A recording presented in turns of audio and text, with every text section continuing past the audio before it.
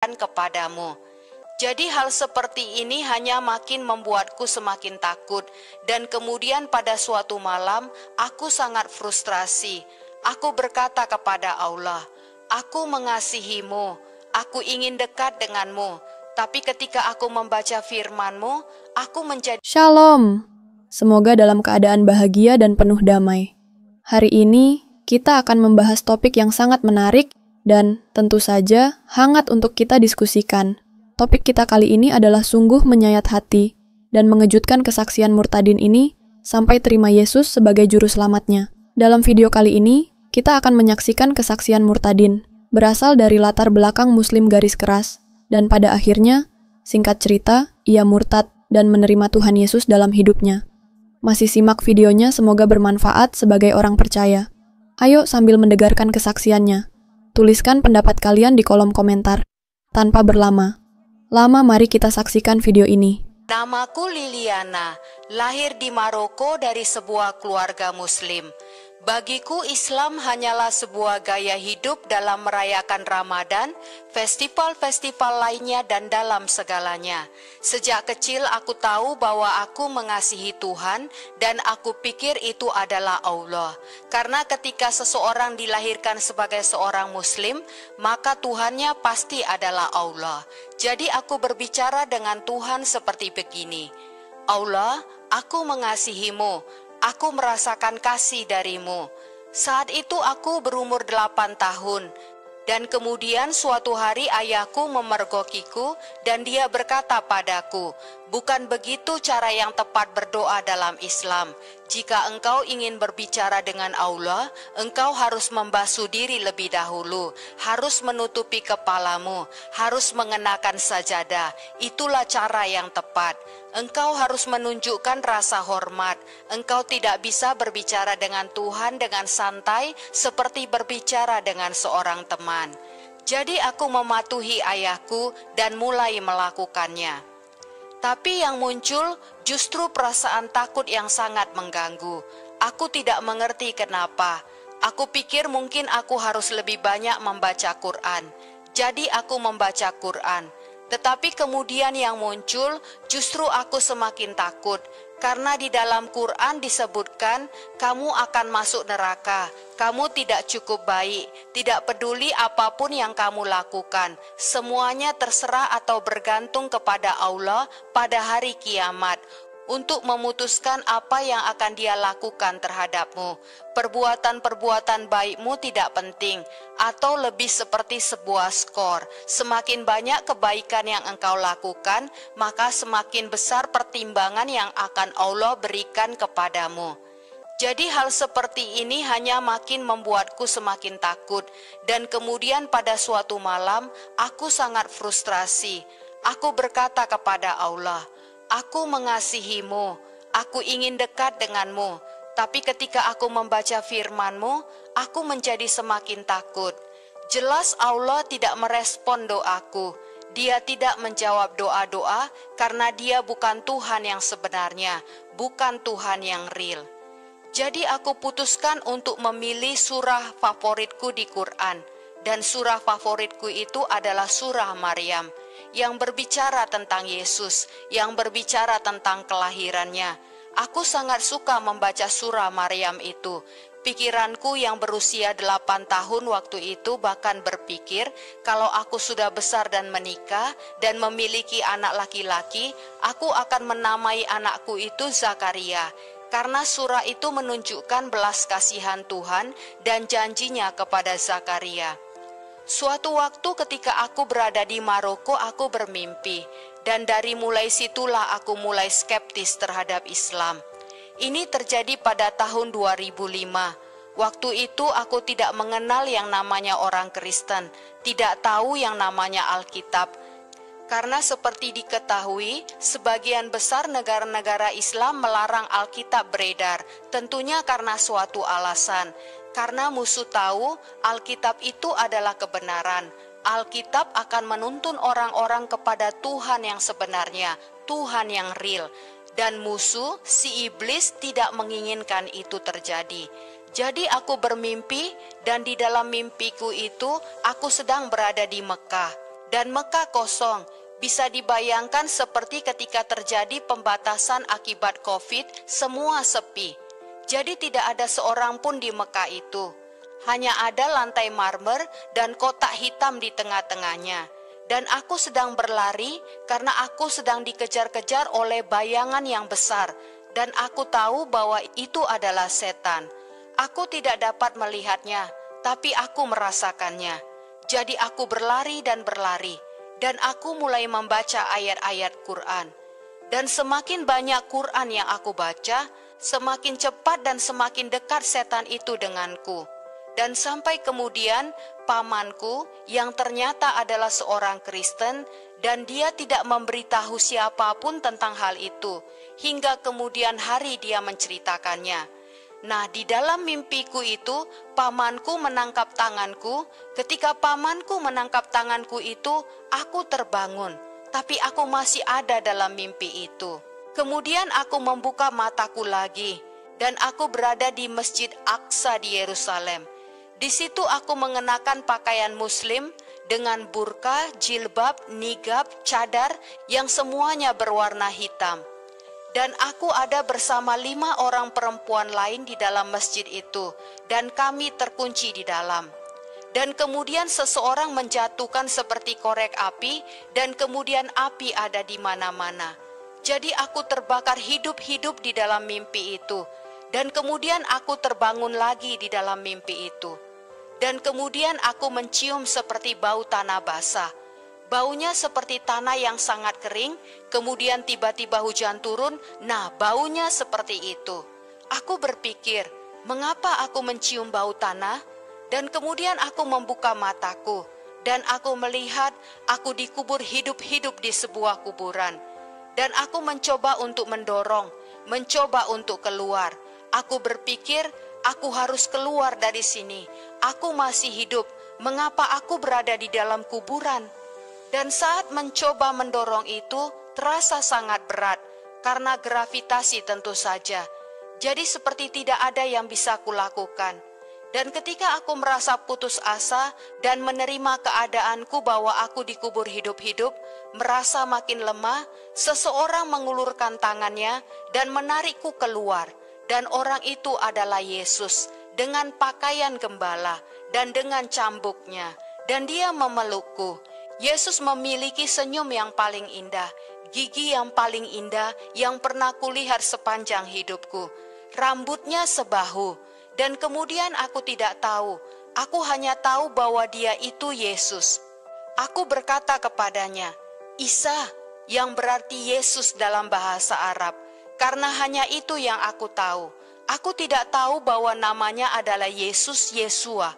Aku hanya mengatakan Isa, sebagaimana disebutkan di dalam Quran. Dan aku bertanya kepadanya, di mana Muhammad? Karena aku seorang muslim. Dan kemudian dia mulai tertawa. Dia kembali tertawa. Wajahnya sangat indah. Dia sangat tampan. Dan senyumnya sangat indah. Dan dia memelukku. Itulah mimpiku. Setelah mimpi itu, aku berpikir, mimpi yang aneh. Mungkin aku makan terlalu banyak sebelum tidur atau semacam itu. Jadi aku hanya mengabaikannya. Kemudian aku benar-benar ingin mendalami tentang Islam dan memahaminya. Dan aku melakukannya. Ketika aku mendalami tentang Islam dan mengerti tentang itu, aku menemukan bahwa Islam yang sebenarnya tidak seperti yang aku pikirkan selama ini. Aku dibesarkan dengan pemikiran bahwa cahaya Islam itu seperti cahaya Coca-Cola yang berkata Islam itu agama yang penuh damai. Tetapi Islam yang sesungguhnya adalah apa yang ISIS sedang lakukan, membunuh, membenci, menerapkan hukum syariah. Semua orang harus ada di bawahnya, semua orang lebih rendah darinya. Itulah yang dikatakan oleh Islam yang sesungguhnya. Itulah yang dikatakan oleh Quran yang sesungguhnya. Itulah yang dilakukan oleh Nabi Muhammad. Dan orang-orang Muslim bertindak seperti pemimpin agama mereka. Kita memiliki Tuhan Yesus Kristus. Kita mencoba untuk bertindak seperti Dia, memaafkan, mengasihi musuh-musuh kita. Sementara orang-orang Muslim, mereka hanya memiliki teladan dari pemimpin agama mereka. Kemudian aku pindah ke Amerika.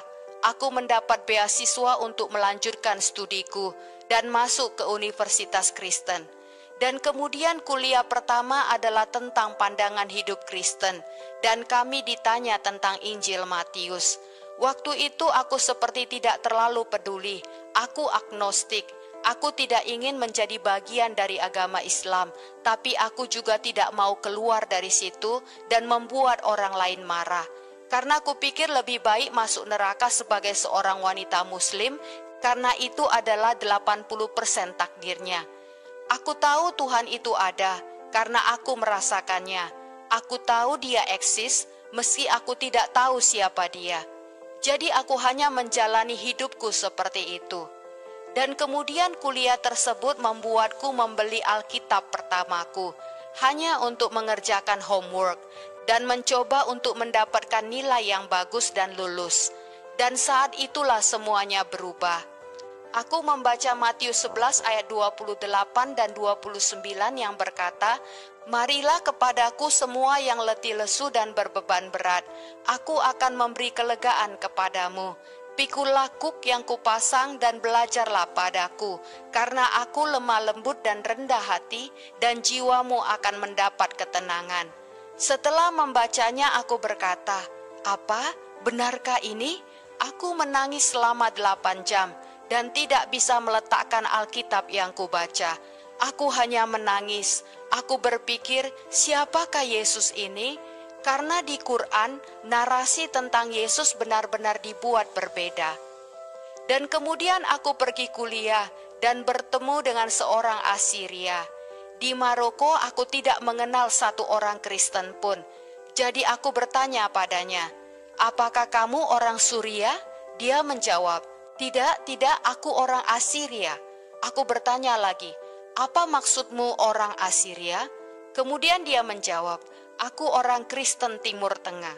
Dan aku terkejut mendengarnya dan berkata, "Benarkah kalian eksis?" Jadi aku menceritakan padanya bahwa aku membaca Alkitab untuk pertama kalinya, dan kata-kata dengan warna merah membuatku menangis setelah membacanya. Dan aku tidak tahu mengapa aku menangis. Kemudian dia berkata, "Hei, kamu berasal dari Maroko. Apakah kamu kenal dengan Brother Rashid?" Aku menjawab, "Siapa Brother Rashid itu?" Setelah aku menonton video-videonya, ternyata dia adalah salah satu apologis terbesar dan mantan Muslim juga yang menjadi Kristen. Dan kemudian aku mencari info tentang Brother Rashid di internet. Dia memiliki channel di YouTube dan aku mulai menontonnya. Dan apa yang membuat aku sangat terkejut adalah segala sesuatu yang Brother Rashid jelaskan berasal dari Quran dan Sunnah. Dia tidak menjelaskan sesuatu yang di luar dari buku-buku itu. Dan setelah menonton video-videonya, semuanya mulai masuk akal bagiku. Ketakutan-ketakutanku mulai hilang. Aku mulai memahami budaya Islam di mana aku dilahirkan. Mengapa mereka memperlakukanku dengan cara seperti mereka memperlakukanku? Mengapa wanita dipandang sedemikian rupa? Mengapa Yesus dilarang di dunia Muslim? Mengapa Alkitab dilarang? Dan bagiku itu sungguh-sungguh sebuah proses pengudusan yang begitu mengejutkanku, tapi juga kurindukan. Proses itu sangat sulit. Karena proses itu aku gambarkan diriku seperti Lazarus di dalam kubur yang sudah mati selama 4 hari, sudah berbau.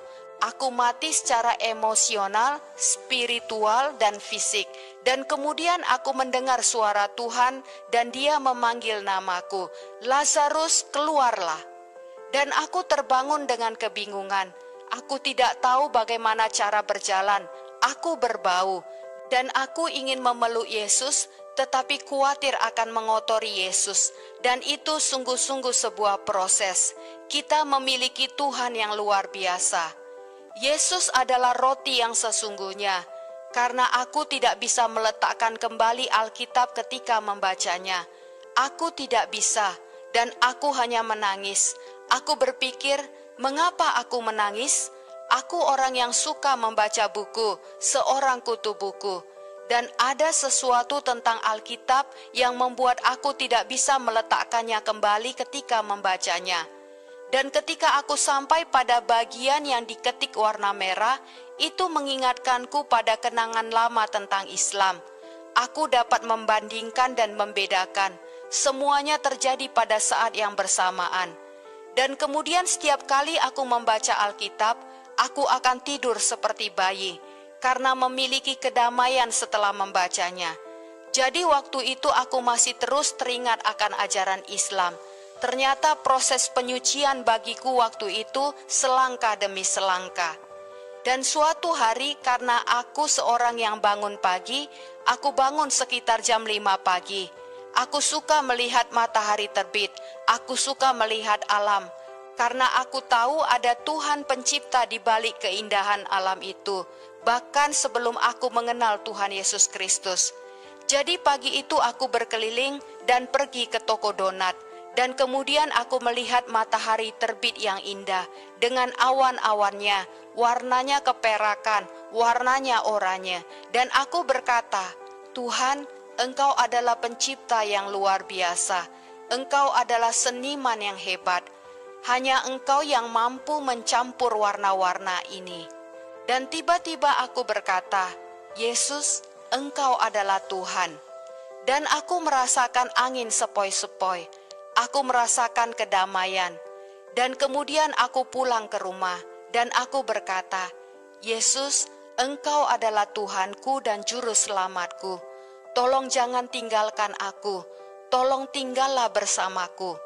Kemudian tiba-tiba ada dorongan di hatiku untuk dibaptis. Ada dorongan untuk dibaptis sekarang juga. Jadi aku membuka Facebook dan mengetik gereja di sekitarku. Dan kemudian muncul gereja ortodoks di situ. Dan kemudian aku berkata pada diriku, Oke, aku akan pergi ke gereja ortodoks karena ortodoks berarti cara yang benar. Aku berpikir ortodoks bagus untukku. Aku akan pergi ke akarnya. Karena legalisme yang ada di Islam mengajar orang-orang harus melakukan segala sesuatu sesuai dengan Quran. Dan jika tidak, orang tersebut akan dihukum. Kemudian aku mengirim pesan ke gereja itu lewat Facebook mereka. Aku mengetik dengan berkata, aku seorang mantan muslim, aku membaca Alkitab, aku sudah menerima Tuhan Yesus Kristus, dan sekarang aku ingin dibaptis. Abuna, pendeta gereja ortodoks itu, kemudian langsung meneleponku. Aku merasa sangat aneh, karena hanya dengan mengetik seperti itu, pendeta langsung menelepon dan berkata, ayo datang saja. Dan kemudian aku pergi ke gereja itu dan menceritakan kisahku ke pendeta. Kemudian dia berkata, oke, aku akan membaptismu. Jadi aku dibaptis di gereja ortodoks Koptik, keputusan terbaik di dalam hidupku. Dan kemudian peperangan rohani mulai terjadi. Karena di saat seseorang meninggalkan kegelapan Islam, peperangan rohani dimulai. Aku diserang dan terasa sulit. Depresi mulai menghantamku dengan keras karena tiba-tiba aku memiliki pikiran untuk bunuh diri tanpa alasan. Aku tidak pernah bergumul dengan hal itu sebelumnya. Dan meski saat itu aku sudah memiliki anak, tapi aku tidak pernah mengalami depresi pasca melahirkan. Kemudian pernikahanku berantakan. Aku berhenti dari pekerjaanku. Aku berpikir, apa yang salah denganku? Apa yang sedang terjadi? Aku membaca Alkitab dan berkata, Tuhan, apa yang sedang terjadi? Pada suatu malam, saat aku sedang membaca sambil melihat-lihat TV, aku melihat ada sebuah dokumenter dengan seorang pendeta yang menyampaikan tentang pelayanan pelepasan dengan menggunakan otoritas di dalam nama Yesus. Jadi aku menonton dokumenter itu dan untuk pertama kalinya aku mengetahui tentang pelepasan. Aku berpikir, apa itu pelayanan pelepasan? Aku belum pernah mendengarnya. Gereja tidak pernah memberitahuku tentang hal itu. Jadi di akhir dokumenter itu mereka berkata, Pelayanan pelepasan eksis. Jika Anda ingin tahu tentang pelayanan pelepasan, kontak kami. Jadi aku mencari di Google dan mengecek pelayanan pelepasan di daerah tempatku. Kemudian aku pergi ke sana karena rasa ingin tahu. Aku juga orang yang berpikiran terbuka. Di sana aku melihat orang-orang dilepaskan dan aku berpikir, ini hanya akting. Aku rasa ini tidak real. Bebas dari setan? Tidak, aku tidak percaya. Saat aku hendak pergi, seorang wanita mendekatiku dan berkata, "Kenapa kamu datang ke sini?" Aku berkata, "Aku ingin tahu tentang pelepasan. Aku mengalami masalah dan ini yang sedang terjadi dalam hidupku." Dan saat dia berbicara, aku tersenyum. Dan kemudian dia mulai memerintahkan, roh yang mengejek dalam nama Yesus keluar. Dan dia mulai melakukan pelepasan padaku, dan aku tidak dapat mengendalikan tubuhku lagi. Aku berkata, "Tidak, aku tidak akan keluar bla bla bla." Dan kemudian dia bertanya, "Bagaimana kamu bisa masuk?" Dan kemudian dia melanjutkan, "Ilmu sihir ada dalam keluarganya." Aku berpikir, ilmu sihir? Aku tidak pernah melakukan hal seperti itu. Jadi aku pulang ke rumah dengan hati terguncang. Aku menelepon ibuku. Aku bertanya kepada ibuku, "Ibu, apakah ada ilmu sihir di keluarga kita?" Dan ibu sangat terkejut mendengarnya. Dia bertanya, "Bagaimana kamu bisa tahu?" Aku berkata, "Aku butuh jawaban, Bu. Apa ada ilmu sihir dalam garis keturunan kita?" Dia berkata, "Ya, nenekku melakukannya, ibuku melakukannya, dan keluarga pihak ayahmu juga melakukannya." Ilmu sihir itulah pintu untuk iblis yang terbuka. Balik ke rumah aku berdoa dan berkata sama Tuhan, "Tuhan, aku tidak tahu." Kemudian aku mendapat penglihatan. Itu bukan mimpi, karena aku hampir tertidur tetapi masih terjaga. Dan kemudian tiba-tiba jantungku berdegup kencang seperti mau kena serangan jantung. Dan kemudian aku membuka mataku. Dan aku berada di apartemen ini. Dan kemudian seseorang masuk dan dengan otoritas dalam suaranya, dia berkata memerintahkan, "Apapun yang tidak seharusnya ada di sini, keluar dari sini." Itu adalah Roh Kudus. Dan kemudian aku mendengar setan-setan itu mengatakan siapa mereka. Roh sihir, roh depresi, roh bunuh diri. Dan suara memerintahkan mereka keluar, keluar, keluar. Jadi Roh Kudus membebaskanku dari semua roh-roh itu. Dan sejak hari itu, aku tidak mengalami lagi yang namanya depresi. Tidak ada lagi keinginan untuk bunuh diri. Tidak ada lagi. Dan kemudian aku berkata kepada Yesus, "Tuhan, aku tidak mengerti." Dan kemudian aku mendengar Yesus berkata, "Ketika aku menciptakanmu, aku berkata bahwa engkau baik." Dan Tuhan berkata lagi, "Tetaplah denganku." Aku bisa terus dan terus berbicara tentang apa yang Tuhan Yesus lakukan di dalam hidupku. Yesus itu real. Sebagian Muslim bergumul dengan Trinitas, dengan berkata, "Engkau menyembah 3 Tuhan." Tidak, hanya Dia. Dan setiap sel di dalam dirimu tahu siapa Dia. Aku dapat mengatakan bahwa itu adalah Yesus. Aku dapat mengatakan bahwa itu adalah Roh Kudus. Dan Tuhan itu lebih nyata daripada pembicaraan yang sekarang kulakukan ini. Sangat nyata. Ayat favoritku Roma 8 ayat 35-36 berkata, "Siapakah yang akan memisahkan kami dari kasih Kristus? Penindasan, atau kesesakan, atau penganiayaan, atau kelaparan, atau ketelanjangan, atau bahaya, atau pedang? Seperti ada tertulis, oleh karena Engkau, kami ada dalam bahaya maut sepanjang hari. Kami telah dianggap sebagai domba-domba sembelihan." Begitulah aku mengasihi Yesus, dan begitulah aku rela untuk Yesus. Karena Dia nyata, Dia lebih nyata dari apa yang bisa dilihat dengan mata jasmani.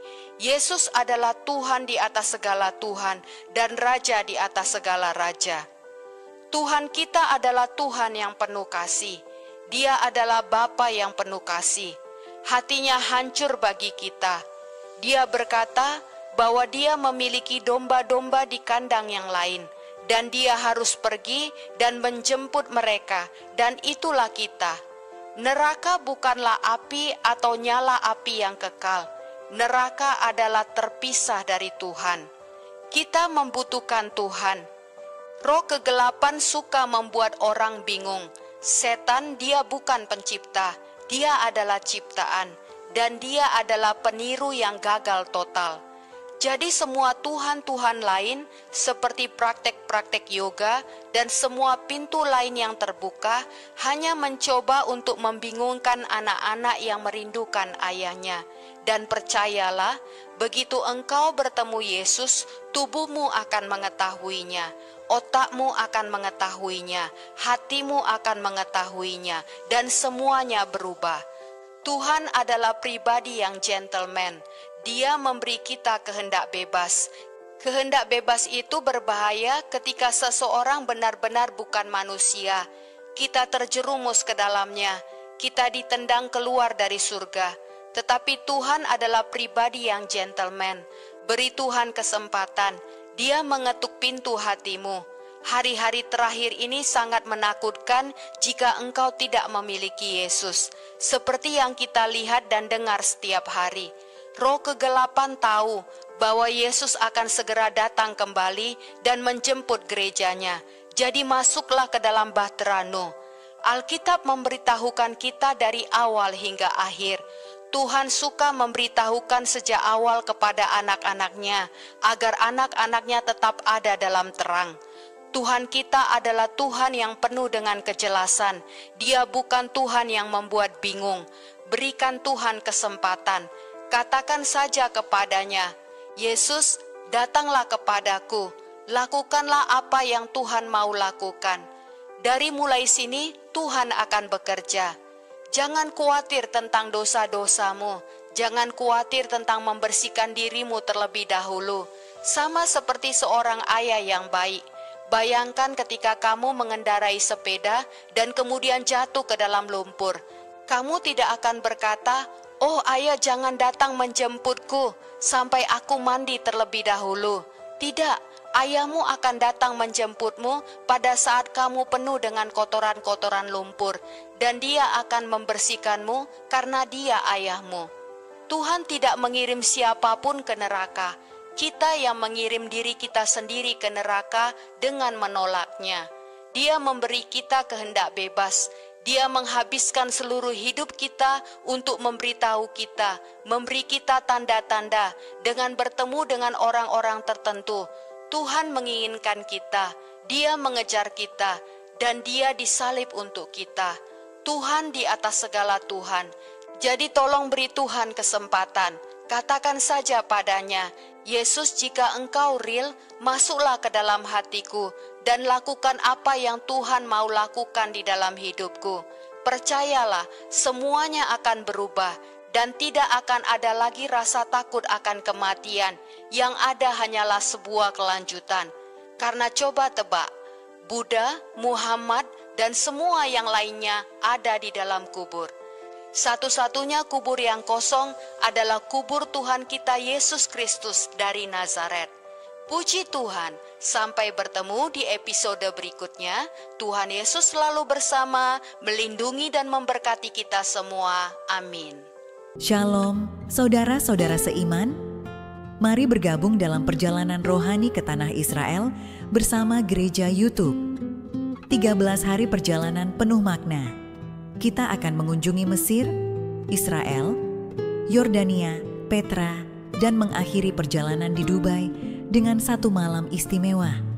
Tanggal 6 Maret sampai 18 Maret 2025. Harga hanya $2.850 Amerika, all in price. Alami mujizat dan pengalaman bersama dengan Tuhan di tanah perjanjian. Perjalanan ini akan dipimpin oleh pembimbing rohani yang luar biasa, Pastor Chairul Anwar dan Leonardo Sirait. Bagi Anda yang merindukan pengalaman rohani ini, segera daftarkan diri Anda. Hubungi kami di 08 13348660 17708 778 1514512. Jangan lupa menyebutkan nama perjalanan Holy Land Gereja YouTube. Kapasitas terbatas, hanya tersedia untuk 25 orang. Yuk, bersama-sama kita belajar sejarah kekristenan langsung dari tanah yang penuh makna ini. Terima kasih, Tuhan Yesus memberkati. Jadi, teman-teman, itulah kesaksiannya. Saya percaya saudara diberkati dengan kesaksiannya. Saya ingin bertanya kepada kalian, teman-teman, bagaimana dengan pengalaman hidup kalian? Pernahkah kalian menerima mujizat Tuhan Yesus atau mengalami kasih karunia Tuhan Yesus? Bagaimana perasaan kalian saat itu? Apakah kalian merasa bahwa itu mendekatkan kita satu sama lain? Komen di kolom komentar.